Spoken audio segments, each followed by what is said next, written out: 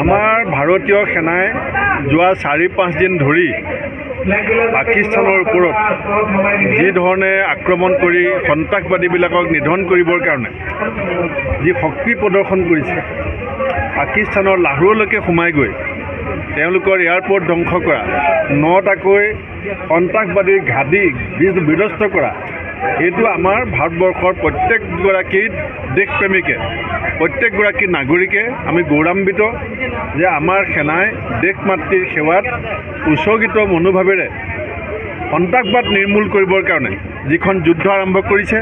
আমিতো সীমান্তত গৈ যুঁজিব পৰা সুবিধা আৰু সুযোগ নাই, সেইকাৰণে আমি ইয়াৰ পৰাই ভাৰতীয় সেনাক প্ৰেৰণা দিবৰ কাৰণে, তেওঁলোকক যাতে আমি লগত আছোঁ, আমি এইখিনি কথা প্ৰতীয়মান কৰিবৰ কাৰণে আৰু আমিও যে এই যুদ্ধক সমৰ্থন কৰিছোঁ এই কথাটো আমি বুজাবৰ কাৰণেই আমি অঞ্চলে অঞ্চলে জাতি, ধৰ্ম, বৰ্ণ, সম্প্ৰদায়, উপজাতি নিৰ্বিশেষে আমি সকলোৱে এজন ভাৰতীয় হিচাপে এই পাকিস্তান সন্ত্ৰাসবাদ বিৰোধী যুদ্ধখনক আমি পূৰ্ণ সমৰ্থন জনাইছোঁ। আৰু ইয়াত আমি কোনো ৰাজনীতি দল মত আমি এইবিলাক কথা গুৰুত্ব নিদি আমাৰ দেশৰ আভ্যন্তৰীণ নিৰাপত্তা, দেশৰ নাগৰিকৰ জীৱন আৰু সম্পত্তিৰ সুৰক্ষা আৰু সন্ত্ৰাসবাদৰ বিৰুদ্ধে আমাৰ কংগ্ৰেছ দলৰ যিটো সংকল্প, সেই সংকল্পক আমি আজি সুদৃঢ় ৰূপত পুনৰ ভাৰতীয় সেনাৰ সমৰ্থনত আমি আগবঢ়াইছোঁ। আপুনি কালি গুৱাহাটীত এনেধৰণৰ প্ৰগ্ৰেম কৰিছে, আজি কয়াকুছিত কৰিলে, আৰু ক'ত ক'ত কৰিব অসমত? আমাৰ কালিলৈ আৰু পৰহিলৈ কাউণ্টিঙৰ কাৰণে আমাৰ বন্ধ আছে। তাৰপিছত আমি কৈছোঁ যে আমি কোনো চাৰ্কুলাৰ দিয়া নাই, এইটো স্বতঃস্ফূৰ্তভাৱে হ'ব। এতিয়া ইয়াত আজি ৰাইজে বিচাৰিছিলে, আমাৰ MLA মোক কৈছিলে যে চবেই বিচাৰিছে আমিও আহিব লাগে, আমি আহিছোঁ। এতিয়া য'তেকে ৰাইজে মোক মাতিব আমি জয় হিন্দ যাত্ৰা, আমি কংগ্ৰেছৰ কোনো চাৰ্কুলাৰ দিয়া নাই, কাৰণ ইয়াত অকল কংগ্ৰেছ মানুহ অহা নাই। এতিয়া আপোনালোক সাংবাদিকসকলেও আমাৰ লগত খোজকাঢ়িছে, নহ'লে আপোনালোকে ইয়াত আহি পেলাই বাধ্য ল'লেও হয়, কাৰণ ইয়াত এটা আমাৰ আৱেগ আছে, ইয়াত দেশপ্ৰেম জড়িত হৈ আছে, স্বদেশ প্ৰেম, নিজৰ দেশ মাতৃক ভাল পোৱা প্ৰতিগৰাকী নাগৰিকৰে এইটো অধিকাৰ আছে। আৰু আৰ্মি আমাৰ চবৰে, আনকি বৰ্তমান চৰকাৰখনকো আমি এই সন্ত্ৰাসবাদ বিৰোধী যিটো তেওঁলোকৰ কাৰ্যসূচী আৰু চিন্তা, তাক আমি পূৰ্ণ সমৰ্থন জনাইছোঁ। আমাৰ সভাপতি মাল্লিকাৰ্জুন খাৰ্গে ডাঙৰীয়া, আমাৰ বিৰোধী দলপতি ৰাহুল গান্ধী ডাঙৰীয়াই মুকলিমূৰীয়াকৈ কৈছে যে চৰকাৰৰ লগত বহুত বেলেগ বেলেগ বিষয়ত আদৰ্শগত বিভিন্ন মতপাৰ্থক্য থাকিব পাৰে, কিন্তু দেশ মাতৃৰ কথা যেতিয়া আহিব, যেতিয়া মোৰ দেশৰ কথা আহিব, মোৰ দেশৰ নাগৰিকৰ জীৱন সম্পত্তি আৰু সাৰ্বভৌমত্ব, আভ্যন্তৰীণ নিৰাপত্তাৰ কথা আহিব, তাত ৰাজনীতি ডাঙৰ বস্তু নহয়, ব্যক্তিগত মতপাৰ্থক্য ডাঙৰ কথা নহয়, দেশ চবতছে আগত। সেইকাৰণে দেশৰ স্বাৰ্থত আমি সমৰ্পিত, দেশৰ স্বাৰ্থত আমি উৎসৰ্গিত, আৰু দেশৰ স্বাৰ্থত সমৰ্পিত উৎসৰ্গিত আৰ্মিসকলক এই সময়ত আমি মনোবল বৃদ্ধি কৰিবৰ কাৰণে, কাৰণ তেওঁলোকেও ক্ৰিকেট খেলত আপুনি চাব, যেতিয়া ক্ৰিকেট খেলত এজন প্লেয়াৰে ফিল্ডত খেলি থাকে, তেতিয়া ষ্টেডিয়ামৰ ৰাইজৰ এটা হৰ্ষোল্লাসেও তেওঁলোকক যথেষ্ট উৎসাহিত কৰে। আজি আমাৰ সৈনিকসকলে সীমান্তত যুঁজিছে, লাহোৰলৈকে সোমাই গৈছে।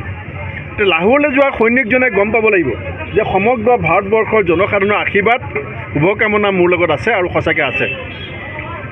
সভাপতি ভূপেন কুমাৰ বৰা ডাঙৰীয়াৰ নেতৃত্বত যোৱাকালি আমি গুৱাহাটীত জয় হিন্দ যাত্ৰা আৰম্ভ কৰিছোঁ, আৰু আজি দ্বিতীয় দিন আমাৰ পাকাবেতবাৰী বিধানসভা সমষ্টিৰ অন্তৰ্গত কয়াকুছিতে জয় হিন্দ যাত্ৰা আমি আৰম্ভ কৰিলোঁ। আমাৰ দলৰ সভাপতি ভূপেন কুমাৰ বৰা ডাঙৰীয়াৰ লগতে আমাৰ দলৰ জ্যেষ্ঠ নেতৃবৰ্গ, দলীয় কৰ্মকৰ্তা আৰু সকলো স্তৰৰ ৰাইজে অংশগ্ৰহণ কৰিলে। আমাৰ এটাই লক্ষ্যৰ উদ্দেশ্য, সন্ত্ৰাসবাদীৰ ঘাটি পাকিস্তানক উপযুক্ত শিক্ষা দিব লাগে, আৰু ইতিমধ্যে ভাৰতীয় সেনাই উপযুক্ত শিক্ষা দি আছে। কোনো কাৰণতে সন্ত্ৰাসবাদীৰ ঘাটি পাকিস্তানত যাতে আৰু সন্ত্ৰাসবাদী কাৰ্যকলাপ চলাব নোৱাৰে, তাৰ কাৰণে ভাৰতীয় সেনাই যি ধৰণৰ ব্যৱস্থা আৰম্ভ কৰিছে, আমি এজন ভাৰতীয় হিচাপে যথেষ্ট উৎফুল্লিত আৰু আমি গৌৰৱান্বিত। আমি সকলোৱে মিলি ভাৰতীয় সেনাক আমি সমৰ্থন জনাইছোঁ, ভাৰতীয় সেনাৰ প্ৰতি আমাৰ শুভেচ্ছা আছে, আৰু আমাৰ প্ৰতিজন কংগ্ৰেছ কৰ্মীসকলৰ লগতে প্ৰতিজন ভাৰতীয় সেনাৰ লগত কি ধৰণে আমি সহায় কৰিব লাগে, ইতিমধ্যে আমাৰ দলৰ নেতা মল্লিকাৰ্জুন খাৰ্গে ডাঙৰীয়া, ৰাহুল গান্ধী ডাঙৰীয়া, ভূপেন বৰা ডাঙৰীয়াই অসমৰ প্ৰতিজন কংগ্ৰেছ কৰ্মীক নিৰ্দেশ দিছে। আমি সাজু হৈ আছোঁ। যি ধৰণে ভাৰতীয় সেনাই আমাৰ ফালৰ পৰা আমাক যি ধৰণে ব্যৱহাৰ কৰিব বিচাৰিব, আমি নিশ্চিতভাৱে ব্যৱহাৰ হ'ম দেশৰ কাৰণে আমি তেজ দিম। আৰু তাৰ কাৰণে এই ৰ'দৰ মাজতো হাজাৰ হাজাৰ ৰাইজ ওলাই আহিছে, এটা কথাই কৈছে, ভাৰতীয় সেনাবাহিনী জিন্দাবাদ, পাকিস্তান নিপাত যাওক, সন্ত্ৰাসবাদীৰ ঘাটি পাকিস্তান নিপাত যাওক। পাকিস্তানক কোনো কাৰণতে গোটেই বিশ্বই সমৰ্থন কৰিব নোৱাৰে আৰু পাকিস্তানক সমগ্ৰ বিশ্বক দেখাকৈ একমাত্ৰ ভাৰতীয় সেনাহে উপযুক্ত শিক্ষা দিব পাৰে আৰু সেই শিক্ষা আৰম্ভ হৈছে আৰু সেই শিক্ষা আৰু উচিত শিক্ষা দিব লাগিব। আৰু আমাৰ বিশ্বাস যে ভাৰতীয় সেনাসকলে নিশ্চিতভাৱে পাকিস্তানৰ এটা সন্ত্ৰাসবাদীক বিচাৰি তেওঁলোকক নিপাত কৰিব।